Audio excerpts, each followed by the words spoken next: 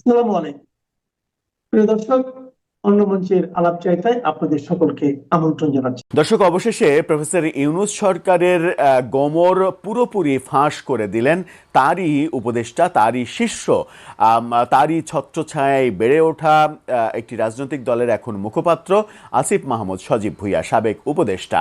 তিনি যে ভয়াবহ বার্তাটা দিয়েছেন, যে আলোচনাটা প্রফেসর ইউনূস সরকারের আমলে ১.৫ বছর ধরে চলেছে, কিন্তু যে আলোচনার সত্যতা নিয়ে সন্দেহ প্রকাশ করা হয়েছে বারবার, সেটা হচ্ছে আমেরিকার ডিপ স্টেট। আমেরিকার ডিপ স্টেট প্রফেসর ইউনূসকে এখানে বসিয়েছেন।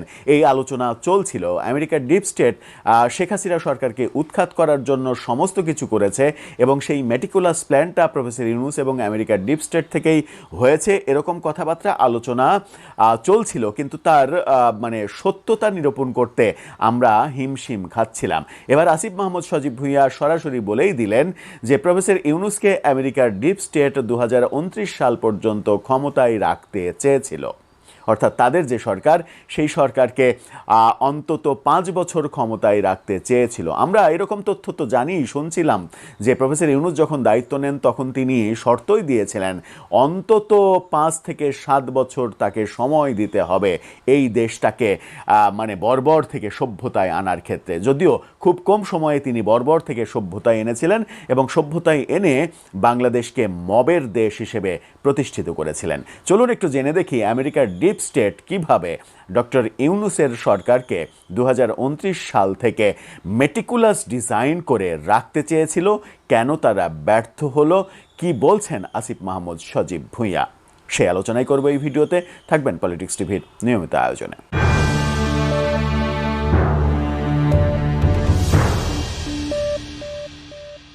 দর্শক, আমেরিকার ডিপ স্টেটের মেটিকুলাস আলোচনায় যাওয়ার আগে একটি ব্যাপার বলে দিতে চাই। সেটা হচ্ছে যে আমাদেরই একটি উদ্যোগ, ক্ষুধার্ত মানুষের মাঝে খাবার বিতরণ করা, ফুড ফর অল, সবার জন্য খাদ্য, এই শিরোনামে একটি নতুন চ্যানেল যাত্রা শুরু করেছে মহান স্বাধীনতা দিবস থেকে।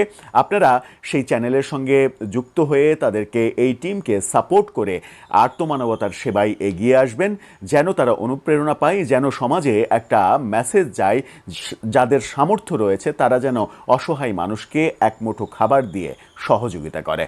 চলে যাচ্ছি মূল আলোচনায়। বলছিলাম আমেরিকার ডিপ স্টেটের কথা। আমেরিকার ডিপ স্টেট প্রফেসর ইউনূসকে মেটিকুলাস ডিজাইনে বসিয়েছিল, এবং মেটিকুলাস ডিজাইনে অন্তত ২০২৯ সাল পর্যন্ত রাখতে চেয়েছিল। এই গোমর ফাঁস করে দিলেন আসিফ মাহমুদ সজীব ভুঁইয়া। কিভাবে, কি বলছে গণমাধ্যমের শিরোনামটা দেখে নিন। সেখানে বলছে অন্তর্বর্তী সরকারকে ২০২৯ পর্যন্ত রাখার স্ট্র্যাটেজি সাজিয়েছিল ডিপ স্টেট। আসিফ বলা হচ্ছে যে ডিপ স্টেট এমন একটা স্ট্র্যাটেজি সাজিয়েছিল বলে মন্তব্য করেছেন তিনি। তিনি বলছেন, আমরা যখন সরকারের দায়িত্বে ছিলাম, শুরুর দিকে আমাদেরকে বিভিন্ন শক্তিশালী ইনস্টিটিউশন, যাদেরকে আসলে ডিপ স্টেট বলা হয়, তাদের কাছ থেকে আমাদের অফার করা হয়েছিল, বলা হয়েছিল শেখ হাসিনার যে মেয়াদ আছে ২০২৯ সাল পর্যন্ত, সেটি আপনারা শেষ করুন, আমরা আপনাদের সহযোগিতা করব। আসিফ মাহমুদ সজীব ভুঁইয়া গোমরটা ফাঁস করলেন বটে, কিন্তু নিজেদের পক্ষে সাফাই গিয়ে গোমরটাকে এমনভাবে উপস্থাপন করলেন যে ওরা আমাদেরকে লোভ দেখিয়েছিল, কিন্তু আমরা লোভে পড়িনি। ব্যাপারটা অনেকটা ওই রকমই। স্বাধীনতা দিবস উপলক্ষে আলোচনায় এরকম মন্তব্য তিনি করেছেন।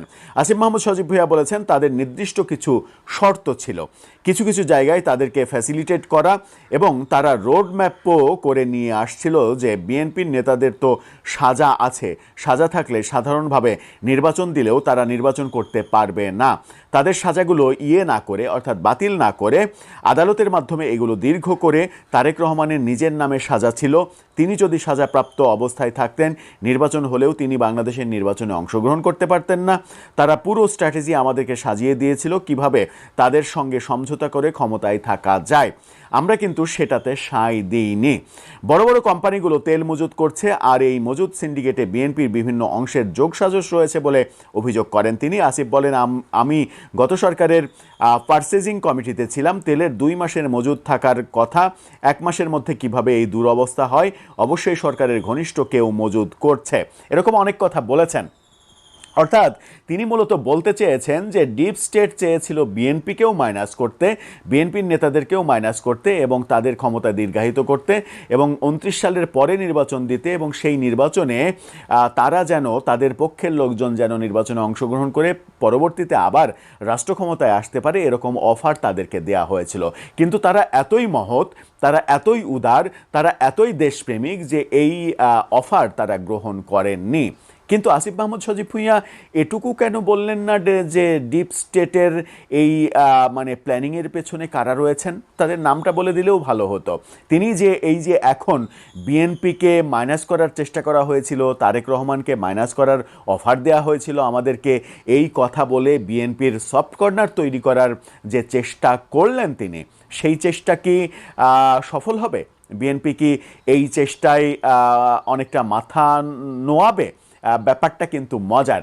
তবে অনেক দিন থেকেই প্রফেসর ইউনূসের 1.5 বছরে যে আলোচনাটা তুঙ্গে ছিল যে আমেরিকার ডিপ স্টেট শেখ হাসিনা সরকার উৎখাত করেছে, উৎখাত করতে যত ইনভেস্ট লাগে সেই ইনভেস্ট আমেরিকার ডিপ স্টেট দিয়েছে, সেই ইনভেস্ট প্রফেসর ইউনূস নিজে করেছেন, সেই ইনভেস্ট প্রফেসর ইউনূসের পক্ষের রাজনৈতিক দলগুলো করেছে এবং মেটিকুলাস ডিজাইন সাজিয়ে এই আন্দোলনটা তৈরি করা হয়েছে। আন্দোলনটা আসলে কোটা আন্দোলন ছিল না, আন্দোলনটা শেখ হাসিনাকে সরিয়ে দেওয়ার আন্দোলন ছিল এবং প্রফেসর ইউনূসকে রাষ্ট্র ক্ষমতায় বসানোর আন্দোলন ছিল।